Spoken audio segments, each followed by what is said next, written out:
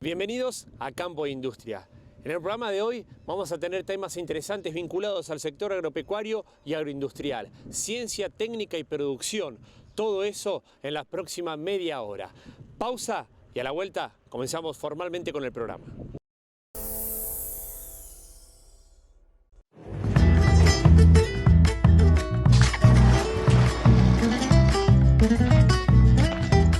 Amor salvaje, como una selva tropical nos incendiamos y en un instante sin saber que no dejamos ni una ramita de ilusión para después.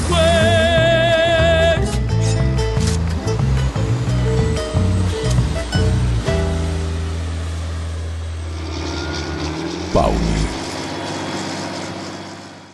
Portón Comercial, Avenida Sóboli, 1724, Rafaela.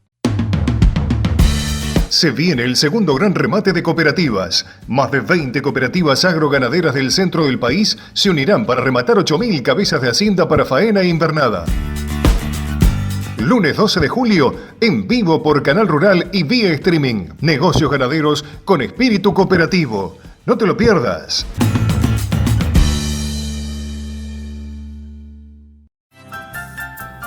Veterinaria Rafaela, distribuidora mayorista, basado en el respeto, compromiso y responsabilidad.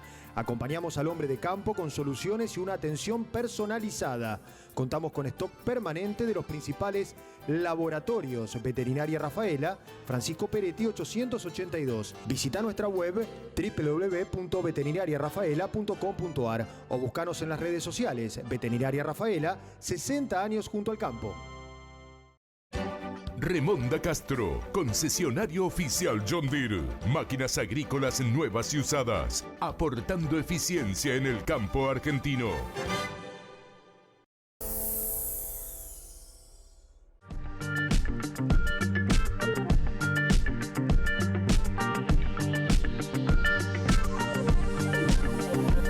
Hola, bienvenidos. Hoy los recibimos en la Estación Experimental Agropecuaria del INTA Rafaela para hacer un recorrido y mostrarles y charlar con ustedes sobre el cuidado del suelo y los factores que afectan su desarrollo y a la vida que vive sobre él. Vamos a comenzar con la calicata, donde vamos a observar los horizontes y todas las características que podemos estudiar en ella. Después vamos a ir a un lote donde vamos a charlar sobre todas las formas de producir en forma sustentable y vamos a terminar en la estación agrometeorológica, donde nos vamos a detallar todas las mediciones que se hacen diariamente del clima. Bienvenidos.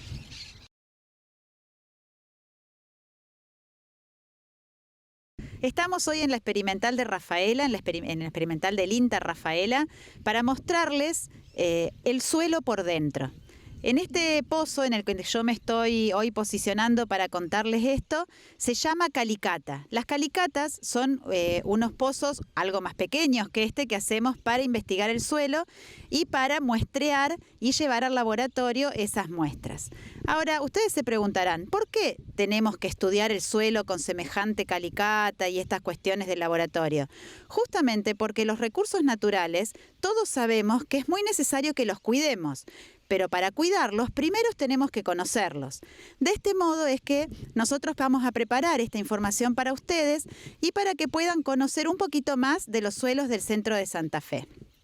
Primero les voy a contar cómo es que se formaron estos suelos, porque cada suelo tiene sus características diferentes, no solo de acuerdo al lugar en el que se encuentran, sino también al lugar, a la forma en que se formaron y al material que les dio origen. En el caso particular de los suelos del centro de la provincia de Santa Fe, estos suelos se formaron a partir de un material originario que llamamos loess.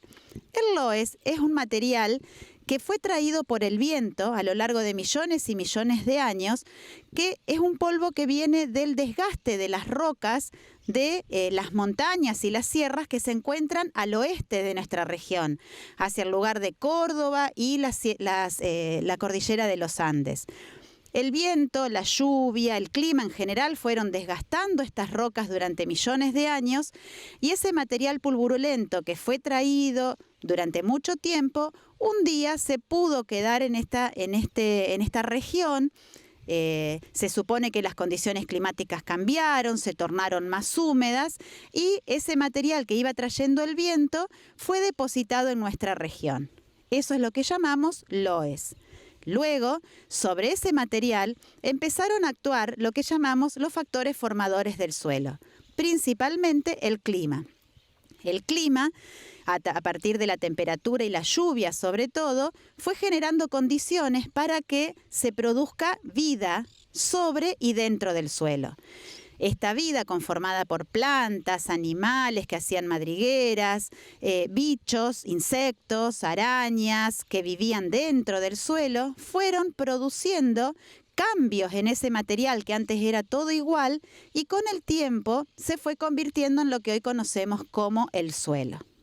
De este modo, como les estoy diciendo, el suelo no solo es parte de ese material originario que viene de o que es producto del desgaste de las rocas y que es de origen mineral, sino también que tiene que ver la vida que estuvo dentro y sobre el suelo. Por lo tanto, el suelo también se conforma de una parte que llamamos orgánica. Vamos a hablar entonces un poquito de cada uno de estas dos componentes del suelo. La componente mineral, ya sabemos entonces que proviene de las rocas.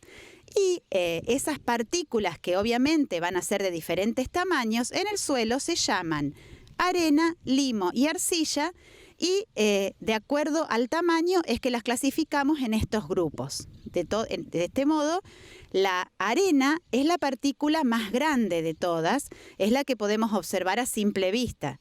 El limo es de un tamaño intermedio y la arcilla es la más pequeñita de todas y por ser tan chiquitita tiene ciertas características ese material que después les voy a contar cuando hablemos de los horizontes. Por otro lado, componente orgánica. ¿Qué es la componente orgánica? Está formada por los desechos que han dejado o que producen los animales que hoy están animales y plantas en el suelo. De este modo, todos los organismos vivos que pueden ser desde una vaca, un árbol o una pequeña bacteria o un hongo que está dentro del suelo, cuando se mueren, esos restos se van incorporando lentamente al suelo formando lo que es la materia orgánica. Así también los desechos de los animales y las plantas, como pueden ser, por ejemplo, la bosta de una vaca, que queda sobre el suelo, gracias al accionar de un montón de insectos y de los hongos también, se va convirtiendo de a poquito en materia orgánica que va siendo incorporada al suelo. Así entonces, resumiendo, vamos a encontrar en toda la profundidad del suelo estas dos componentes, orgánica y mineral, pero se van a distribuir de diferente forma en la profundidad, en el perfil del suelo, de acuerdo a cómo se da la vida en esos horizontes. Entonces ahora voy a pasar a contarles justamente de los horizontes del suelo. Si ustedes ven, pueden ver en la pared que está conformando esta calicata, que nosotros llamamos a esa pared, la llamamos perfil del suelo, se pueden ver diferencias de color y diferencias también de textura y estructura. Entonces, de acuerdo a esas diferencias, nosotros dividimos horizontes. Los llamamos, para entendernos entre nosotros los que estudiamos el suelo y ahora con ustedes también, horizontes A, B y C. Y así entonces les voy a contar un poquito de las características de cada uno de estos horizontes. Porque les repito, los suelos son todos diferentes. Hay suelos que son más arenosos, o sea que tienen más contenido de arcilla. Hay suelos de arena. Hay suelos que son más arcillosos, o sea que tienen más contenidos de arcilla. Y por eso tenemos que estudiarlos y clasificarlos de este modo. Así entonces, no se olviden que las partículas arena, limo y arcilla se encuentran en todo el perfil, pero vamos a encontrar que en algunos horizontes se encuentra más de unas o de otras. En particular, en los suelos del centro de Santa Fe, por ese origen que les contaba al principio, vamos a encontrar que predomina ampliamente en el contenido mineral las partículas de limo. Eso que nosotros estamos llamando de cantidades de limo, de arcilla y de arena se llama textura del suelo. Y esa cantidad importante de limo que tienen los suelos de la provincia de Santa Fe, le dan unas características particulares que hacen que sean muy propensos a que si no los trabajamos de la manera correcta, tienden a compactarse o a ser erosionados por el viento. Por eso es muy importante trabajar el suelo de las maneras adecuadas. Además, estos materiales, arena, limo, arcilla, junto a la materia orgánica, hacen unas estructuras, o sea, se van pegando unos a otros y forman lo que se llama la estructura del suelo. Ustedes imagínense, como dice un amigo nuestro que es Rubén, que también trabaja con nosotros en el suelo, imagínense que estamos hablando de una casa. Los ladrillos van a representar las partículas de limo, arcilla y arena. El cemento que pega los ladrillos sería la materia orgánica. Y los espacios libres que quedan entre lo que serían las habitaciones son lo que nosotros llamamos el espacio poroso del suelo. Esto es lo que hace que el suelo tenga estructura. ¿Y por qué es importante que esta estructura esté bien armadita, con esos ladrillos bien pegados con la materia orgánica? Porque si no, no habría espacios porosos, y al no haber espacios porosos, en el suelo no habría posibilidad de que las raíces crezcan tranquilas usando estos espacios porosos, e incluso que no pueda circular ni el aire ni el agua. Por eso es muy importante, para que un suelo esté saludable, que tenga una muy buena estructura. Ahora sí, entonces vamos a hablar de los horizontes. El horizonte A tiene como principal característica que es el más rico en materia orgánica.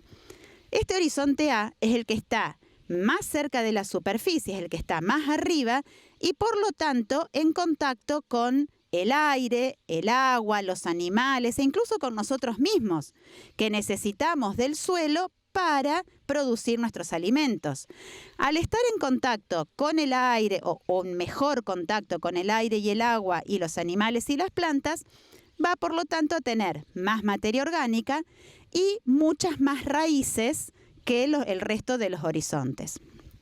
A medida que vayamos bajando en el perfil, vamos a encontrar que hay cada vez menos materia orgánica. Por esta cuestión que yo les decía, que nos vamos alejando de quienes son los formadores de la materia orgánica, que son las plantas y los animales. Cuando bajamos al horizonte B, que es el intermedio, vemos como principal característica, además de que va a tener menos raíces y menos materia orgánica que el horizonte A, en nuestra región vamos a encontrar un aumento importante en el contenido de arcilla. Esto que les estoy contando como una característica importante se debe a que la arcilla, como yo les decía al principio, que es muy finita, se llama coloide, hace que cuando se seca se quede muy dura, muy apretadita y cuando se humedece se hincha y cierra todos los poros y las grietas que se forman en ese horizonte. Por lo tanto, al tener más arcilla un horizonte, en las condiciones extremas de humedad, o sea, cuando está muy seco o muy húmedo, es muy complicado para las raíces atravesarlo. Así que esa es la característica principal del horizonte B de nuestra zona, es muy arcilloso. Finalmente, el horizonte C es el que va a tener la menor cantidad de raíces, van a llegar algunas pocas raíces hasta allí abajo y muy bajo contenido de materia orgánica y es el más parecido al material originario del cual les conté al principio, que se llama loess. De este modo, entonces, terminamos de contarles de qué se trata esto de conocer el suelo por dentro.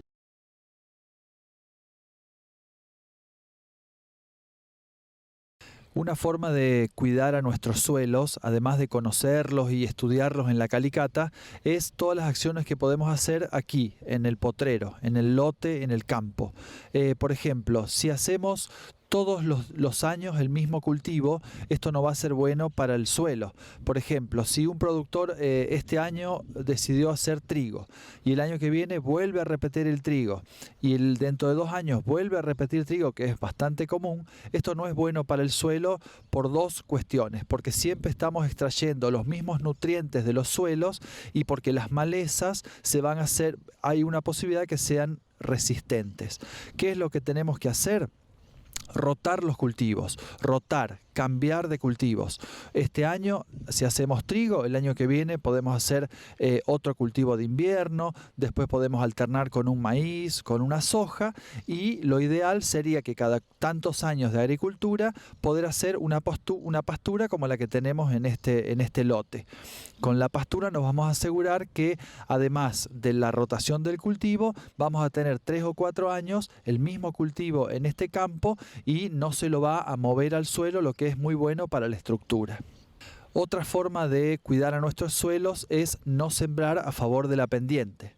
Si este lote tuviera una pendiente, por ejemplo, que va hacia un bajo, nosotros no debemos sembrar en esa misma dirección que va hacia el bajo, sino hacerlo en forma transversal. Con esto que vamos a lograr que la lluvia, no vamos a tener la erosión hídrica. ¿Por qué? Porque la lluvia va a caer y va a quedar cada gota de lluvia, va a penetrar en el surco a donde cae. Con esto vamos a evitar la erosión hídrica. Otra cuestión que tenemos que tener en cuenta es el tipo de labranzas que realizamos en nuestros suelos. Durante mucho tiempo se utilizó el arado de reja y vertedera. Esto era muy malo para la estructura de nuestros suelos. ¿Por qué? Porque se clavaba y se daba vuelta el pan de tierra, dejando lo mejor del suelo, el horizonte A que vimos en la calicata, patas para arriba. Entonces esto se fue reemplazando con los años con la labranza vertical, que es, como dice su nombre, trabajar el campo solamente haciendo pequeñas ranuras en el suelo y de forma vertical. Y lo ideal es la siembra directa. ¿Qué quiere decir esto? Que es una misma máquina que va haciendo una pequeña hendidura en el suelo y va plantando la semilla, evitando así casi la roturación de los campos. Otro tema que tenemos que tener en cuenta es la utilización de los mapas de suelo. En la provincia de Santa Fe tenemos todo el territorio con los mapas de suelo a una escala que nos puede llegar a decir a nivel de lote para qué sirve y para qué no sirve una determinada tierra. Entonces los profesionales del campo y los productores agropecuarios van a tener una herramienta para decidir a dónde y no hacer cada uno de los cultivos. Otra de las herramientas que tenemos que son muy útiles para los productores es el manejo integrado de plagas. Esta es una herramienta que ayuda a los productores y a los profesionales a determinar qué tipo de plagas tenemos en cada cultivo, sean yuyos o sean insectos. Y al tener una especie de mapa detallado de qué tenemos, podemos decidir cuándo aplicar algo para tratarlos. Es decir, lo que buscamos es solo aplicar agroquímicos solo cuando sea necesario. Una herramienta muy útil es el manejo de los rastrojos. ¿Qué quiere decir rastrojo? Es todo lo que deja la máquina cosechadora en el lote después de llevarse los granos. Lo que queremos hacer con ese rastrojo es que quede en el campo y, si es posible, poder incorporarlos al suelo, que dentro de un tiempito se va a transformar en nutrientes para el suelo que van a utilizar los cultivos de los años que vendrán. Para terminar, queremos fomentar el uso de fertilizantes para devolverle al suelo lo que le estamos extrayendo desde hace años, haciendo una agricultura continua. Fertilizar nuestros campos es una muy buena actividad que tenemos que hacerlo, que desde INTA recomendamos. Y para terminar, queremos obviamente decir que no tenemos que contaminar nuestros suelos. Cada uno podemos hacer cosas para favorecer a ello. Por ejemplo, no tirando basura, no tirando bolsitas de nylon en cualquier lado, no dejar los envases de fitosanitarios tirados y no tirar basura en caminos y cunetas. De esta forma vamos a cuidar no solo nuestros suelos, sino a todo el medio ambiente.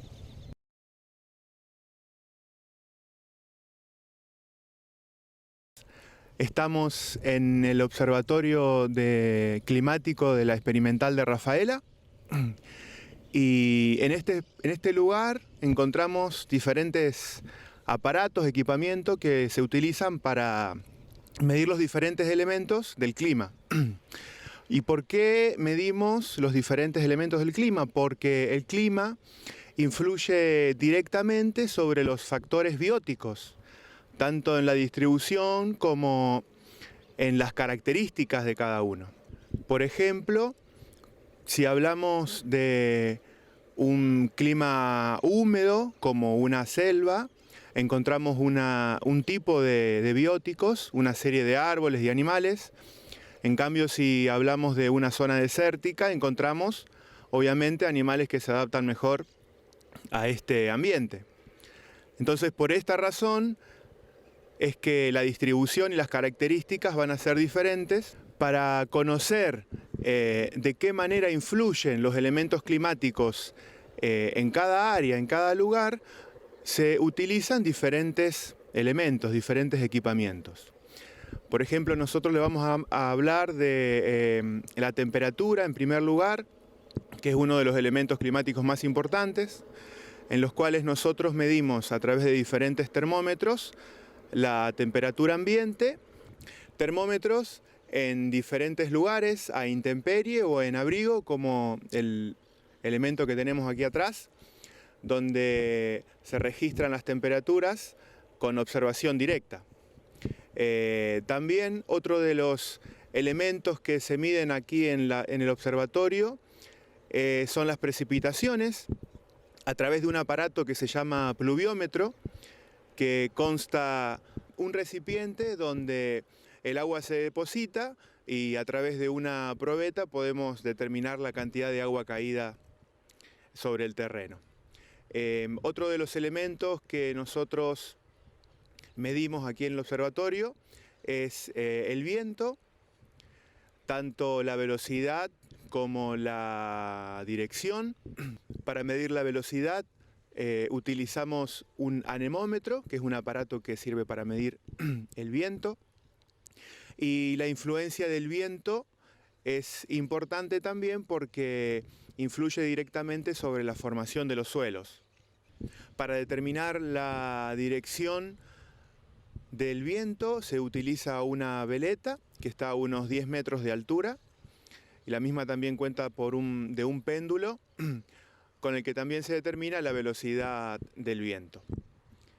Además, en el observatorio se miden la cantidad de horas de sol a través del heliofanógrafo, que es esta bola de vidrio que funciona como una lupa.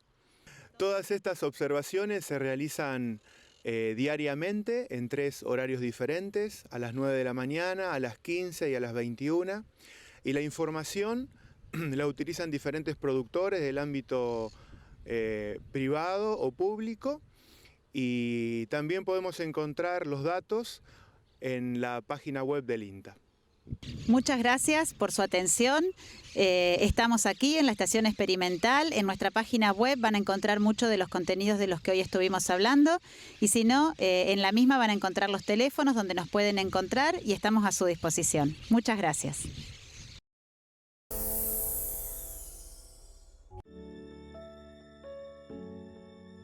Soy Aldo Bianchi, oriundo de Avellaneda, provincia de Santa Fe. Para mí el campo significa todo, porque de ahí sale el sustento de mi familia. Que haya más New Holland en el campo significa que tienen la tecnología que nos brinda todo lo que nosotros necesitamos. Siento un vínculo con la marca como que me acompaña, va a la par mío. Para mí, más New Holland es estar un escalón más arriba.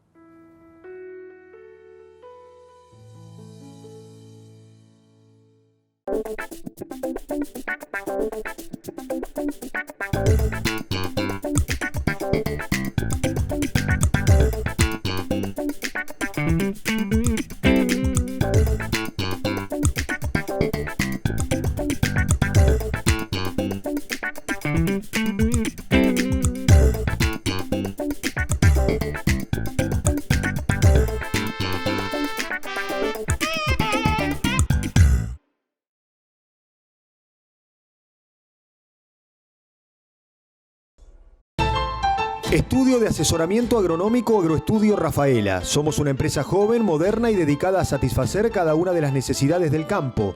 Brindamos asesoramiento integral en agricultura, ganadería y en producción de leche. Además, ofrecemos consultoría a presas comerciales del sector agropecuario. Centro de Distribución Regional MIT Yeso Líquido. Agroestudio Rafaela, Almafuerte 53.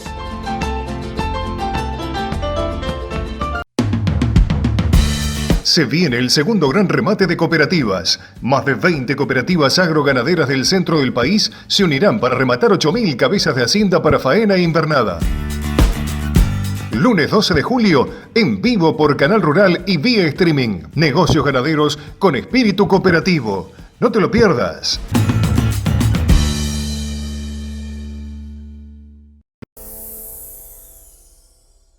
Esto ha sido todo por hoy en Campo e Industria. Les agradecemos que estén del otro lado y los invitamos a renovar el contacto en el próximo programa. Antes de despedirnos, el agradecimiento de siempre a las repetidoras que hacen posible nuestra llegada a la región. Y si se quedaron con ganas de ver más, pueden sintonizar este y otros programas buscándonos en nuestro canal oficial de YouTube como Campo e Industria. Hasta la próxima.